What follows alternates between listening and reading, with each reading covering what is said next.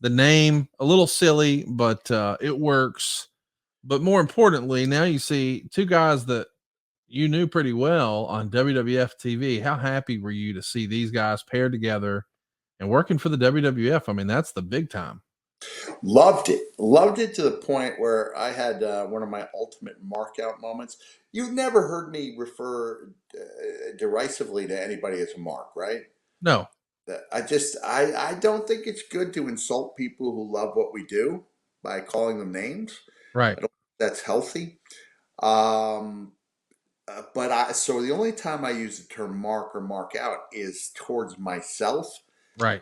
when I turn 100% into a fan. In the Santa world, we call it a Santa moment. In wrestling, we call it a mark out moment. And I would say this qualifies because so in 1990, I would have been 25 years old.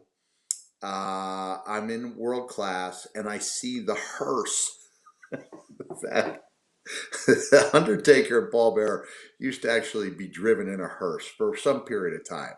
I don't know how regular it was. I don't know how long the period lasted, but I see this hearse going through the drive-through at McDonald's. At which point I get out of my car, proceed to chase the hearse, and I'm knocking on the door like I'm a prepubescent David Cassidy fan in 1971. I'm like, it's me, it's Cactus Jack.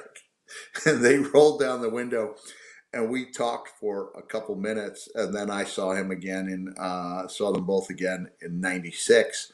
But man, that character had me hook, line, and sinker. I was such a big fan of it, and never would have guessed back then that I would go on to have my most famous moments with both of them. Who would have thought, man? And when you think about them as a pair, as a duo, that might be the best combination of wrestler manager of the '90s. No, Well, you have to remember that Cactus Jack and Barbarian are in that mix too. that's We peas did and carrots. we did some good skits. Yeah, yeah, it really was an iconic duo.